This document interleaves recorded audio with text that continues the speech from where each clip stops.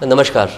अग्रसर की जानिब से जो हमारा वादा था कि हम आपसे रूबरू कराएंगे बहुत सारी शख्सियत जो कि अमरोहा का नायाब गौहर हैं और बाहर जाके अपनी शोहरत जो लुटाने के बाद वापस अमरोहा आन के सर्व कर रहे हैं। और उसी फहरिस्त के अंदर मेरा अगला नाम है एक डॉक्टर का, जो कि डॉक्टर सुमित सहगल हैं और वो हमारे साथ हैं। हम लगातार उनसे अब बात करेंगे। हमने बहुत उनके साथ रिक्वेस्ट किया, बड़ी मुश्किल से उन्होंने वक्त दिया हमें, तो इस वक्त से हम पूरी तरह से फ़ायदा उठा के आप सब तक ज़रूर पहुंचाएंगे। मेरे साथ हैं डॉक्टर सुमित। नमस्कार सर। डॉक्टर सुमित, ये प्रोग्राम हम उन बच्चों के लिए करते हैं जो कि मेडिकल प्रोफेशन के एस्पिरेंट्स हैं। हम चाहते हैं कि वो जो पहले लोग कोटा और दिल्ली की तरफ भागते थे, अब वो यहाँ वहाँ ना जाके अब इस अमरोहे की धरती पर ही अपने आप को ग्रूम करें और तैयार करें अपने आप को मेडिकल प्रोफेशनल की तरह।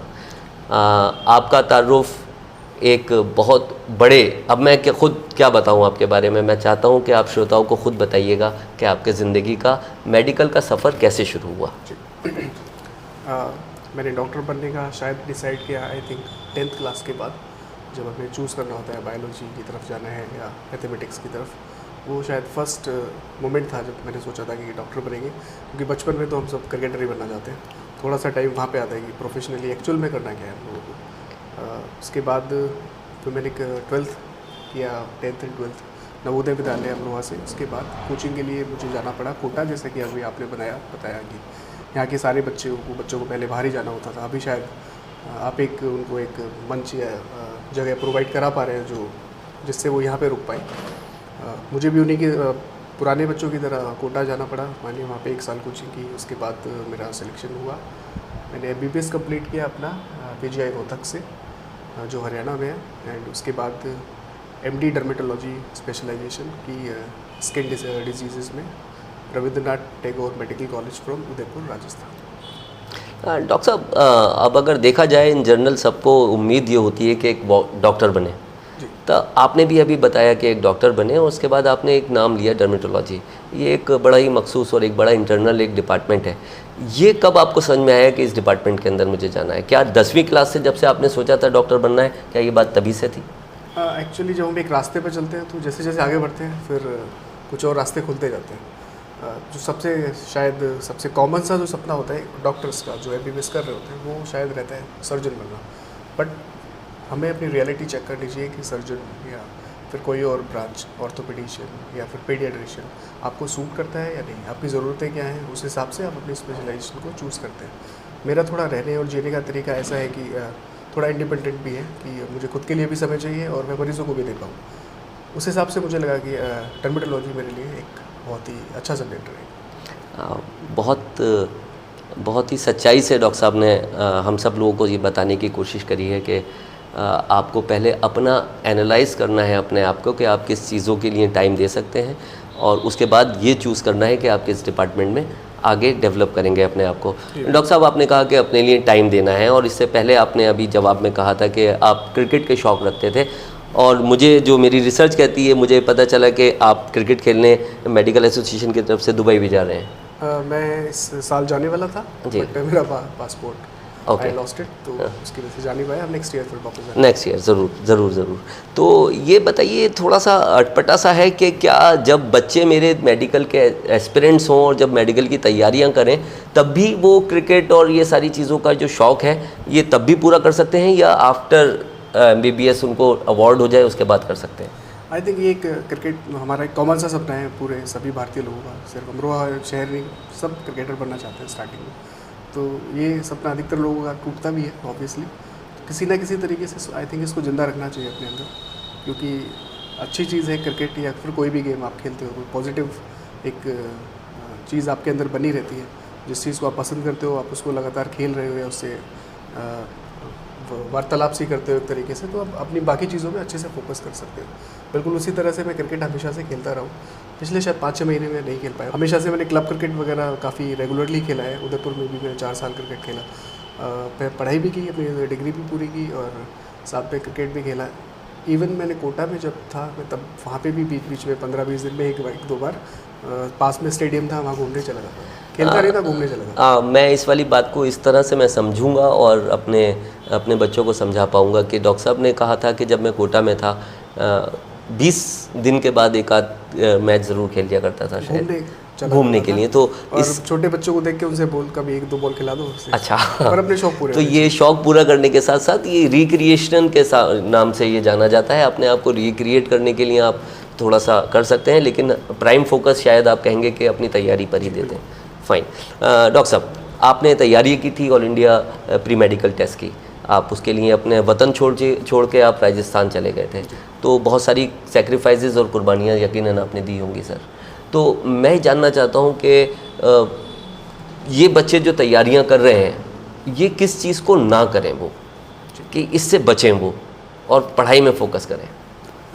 जैसे मुझे बाहर जाना पड़ा तो वो दिक्कतें मेरे लिए कुछ अलग थी, क्योंकि 12 साल आई थिंक 17-18 साल की उम्र होती है 12th के बाद। तो उसके बाद अगर आपको कहीं दूर शहर में जाना पड़े, जब आपको घर के आसपास रहने की आदत हो, तो वो थोड़ा सा एडजस्ट करने में टफ हो सकता है शुरुआत। काफ़ी लोग और काफ़ी स्टूडेंट वहाँ पे इससे परेशान भी रहते हैं। वहाँ पे आई थिंक मेजर जो कॉज है फेलियर का या फिर अंडर परफॉर्मेंस का, शायद होम सिकनेस या फिर घर वालों से पहली बार दूर जाना। और ये आई थिंक फैमिली को भी समझना चाहिए कि अगर आसपास वो कोई विकल्प अच्छा तलाश सके तो उनके बच्चे के लिए शायद वो ज़्यादा रहेगा। क्योंकि जहाँ तक मुझे लगता है दुनिया चमक और दमक की तरफ भागती है। बड़ी बड़ी बिल्डिंग्स का होना ज़रूरी नहीं है कि पढ़ाई अच्छी हो, माहौल आसपास का अच्छा होना चाहिए। एक कमरे में भी पढ़ाई अच्छी हो सकती है। तो मुझे वहाँ जाना पड़ा, तो बट आपके जैसे आपने यहाँ पे अभी मुझे बताया कि यहाँ पे एक ये जगह अवेलेबल है बच्चों के लिए, तो ये उनके लिए एक बहुत अच्छा मौका है कि वो अपने घर के आसपास रह के और अपने गोल की तरफ अच्छे से आगे बढ़ सकते हैं। हालांकि ये सब जब एंट्रेंस एग्ज़ाम की तैयारी हम लोग करते हैं, कुछ लोग कुछ चीज़ों का हमें ध्यान रखना चाहिए, कुछ लोगों का भी हमें ध्यान रखना चाहिए। चीज़ें जैसे कि लास्ट मिनट्स के लिए कुछ चीज़ नहीं छोड़नी होती है, हमें एक पूरा शुरुआत करनी होती है अपनी हमें अपनी स्ट्रेंथ को पहचानना है कि हमारी ताकत क्या है, कि हम किस तरह से पढ़ सकते हैं, किस तरह से आगे बढ़ सकते हैं। उसके बाद हमें पढ़ने के लिए स्ट्रेटेजी बनाने की ज़रूरत है, जिसको ऑब्वियसली टुकड़ों में बांटना ज़रूरी है, क्योंकि कोई बड़ी चीज़ को आप एक झटके से नहीं पा सकते, तो आपको स्टेप बाय स्टेप चलना पड़ेगा। तो एक बहुत लंबी स्ट्रेटेजी बनानी होती है, शायद साल भर के लिए या 2 साल के लिए, और उसके हिसाब से हमें आगे बढ़ना है। साथ में जितने भी पास के गलत चीज़ें हो सकती हैं या फिर गलत लोग हो सकते हैं जो आपको नेगेटिव एनर्जी प्रोवाइड मोटिवेट करते हैं, उससे थोड़ी दूरी बनाने की ज़रूरत भी है। वेरी गुड सर, बहुत अच्छा सर, बहुत ही इंसाइटफुल एक स्टेटमेंट था आपका। एक अलग चीज़ सर, थोड़ा सा मैं कहूँगा यहाँ पर कि अब बच्चों को पर्टिकुलरली किस चीज़ पर फोकस ज़्यादा करना चाहिए, उसके लिए मैं यहाँ से शुरू करूँ कि आपने कहा कि मैं ख़ुद एक अच्छे इंस्टीट्यूट गया था कोटा। मैं जानना चाहूँगा और बिल्कुल मेरे ऑडियंस भी, मेरे बच्चे जो सुन रहे हैं वो भी जानना चाहेंगे कि वहाँ पर कोचेज़ का क्या रोल है सर। आपने कहा स्ट्रेटजीज़ बनानी होती हैं, उस स्ट्रेटजीज़ को फॉलो करना होता है, तो वहाँ पर उन कोचेज़ का रोल क्या है? क्या वो स्ट्रेटजीज़ बच्चे खुद बनाते हैं या कोचेज़ वहाँ पे? जब भी किसी गोल के लिए स्ट्रेटजीज़ होती है उसमें कई कंपोनेंट होते हैं। एक टीचर या फिर कोच हो सकता है, एक वो जो खुद पार्टिसिपेट करने वाला है। तो एज ए स्टूडेंट, जैसे मैं स्टूडेंट था या फिर कोई और स्टूडेंट है जो तैयारी कर रहा है, एक हिस्सा ऑब्वियसली स्ट्रेटजीज़ का उसका खुद का रहेगा। एक टीचर आपको एक कॉमन स्ट्रेटजीज़ क्लास को बताई जा सकती है कि ये बच्चों को इस तरह से पढ़ना है, आप लोगों को इस तरह से आगे बढ़ना है, या इस टॉपिक को इस तरह से अप्रोच करना है। लेकिन सेल्फ जो मॉडिफिकेशन होते हैं उसमें हम अपने हिसाब से, अपनी कंफर्ट के हिसाब से, अपनी समझ के हिसाब से जो बदलाव करते हैं, शायद वो सबसे ज़्यादा जरूरी है। डॉक्टर साहब, आपको जान के खुशी होगी और ये बेहतरीन मौका है कि मैं बताऊं आपको कि हमारे यहाँ एक करियर कोचिंग और गाइडेंस सेल इनबिल्ट है हमेशा, जहाँ पर पेरेंट्स और स्टूडेंट के लिए वो, अगर मैं कहूँ गलत नहीं होगा, 24/7 जो है वो ओपन है। जो स्ट्रेटजीज़ की आप बात कर रहे हैं, द फैकल्टीज़ और ब्रांच हेड और स्टूडेंट, ये तीनों मिलकर एक स्ट्रेटजी बनाते हैं, पर्सनलाइज, कस्टमाइज, और वो अप्रूव करते हैं हमारे काउंसलर, जो कि उनके पास स्वेट एनालिसिस के बहुत सारे तरीके हैं, न्यूरो अपना टेस्ट लेते हैं वो, सो दैट कि उनको अचीव कर सकें। ये आपको खुशी होगी सर कि हम पर्टिकुलरली जो फेलियर की आपने बात करी कि हम यहाँ पे कामयाब होना तो उनको सिखाते ही सिखाते हैं, और ये भी सिखाते हैं कि अगर किसी भी परिस्थितियों से वो फेल हो जाए तो उसके साथ कैसे डील करा जाए। आई थिंक मुझे आपका ये काफ़ी विचार अच्छा लगा, क्योंकि पढ़ाना और स्पून फीडिंग कराना एक अलग बात है, लेकिन अगर कोई नई समस्या सामने आती है उसको अपने तरीके से झेलना या उसको अपने तरीके से सामना करना सिखाना एक अलग बात है, जो कि काफ़ी अच्छी बात है। बस सर, हम चाहते हैं कि ये सारी चीज़ें तैयार रहें। अब सर, अब डॉक्टर बनने के बाद वो कौन सी ऐसी चीज़ें जो आपको पसंद नहीं आ रही हैं? डॉक्टर बनने के बाद मुझे कौन सी ऐसी चीज़ें हैं जो पसंद नहीं आ रही हैं? I think time. अच्छा। एक आई थिंक डॉक्टर्स का जो टाइम होता है, अगर आप मैंने देखा अभी भी 5 बजे का अलार्म बजा था जी आपका। तो वो डेली ऐसे ही रहता है। आप टाइम बाउंड हो जाते हो। फॉर एग्जांपल जैसे मैं अमरोहा में प्रैक्टिस करता हूँ फिलहाल, स्किन के मरीज़ देखता हूँ। मैंने पहले से अनाउंस किया हुआ है कि मेरा एक पर्टिकुलर टाइम है और मैं उस टाइम पे आना होता है।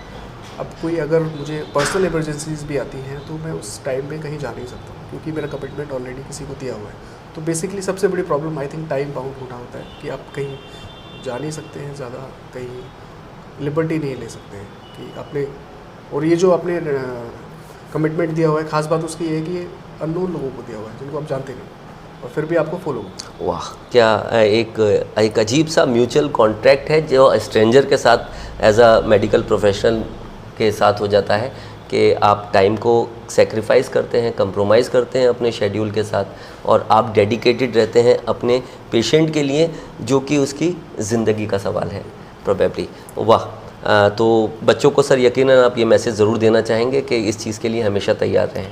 जी, जो भी बच्चे डॉक्टर बनना चाहते हैं उनको आई थिंक सबसे पहले कोई अगर डॉक्टर बनने की कोशिश करता है तो उसको आगे वाली जो प्रोफेशनल लाइफ है या पर्सनल लाइफ है उसके बारे में अच्छे से जान लेना चाहिए कि कैसा, कुछ चीज़ें अच्छी होने वाली है, कुछ चीज़ें थोड़ी टफ होने वाली है, बट ज़िंदगी इसी का नाम है कि दोनों बराबर में ही चलेंगे तो अच्छा बुरा सोच के ही आगे बढ़ें। बेहतरीन। एक डॉक्टर हमेशा बहुत खूबसूरती से बता सकता है कि ज़िंदा आदमी कैसा होता है। ज़िंदा आदमी का ईसीजी हमेशा ऊपर नीचे होता है, अगर उसका ईसीजी सीधा आ जाए तो फिर वो आपने वो अच्छी समानता ढूंढी।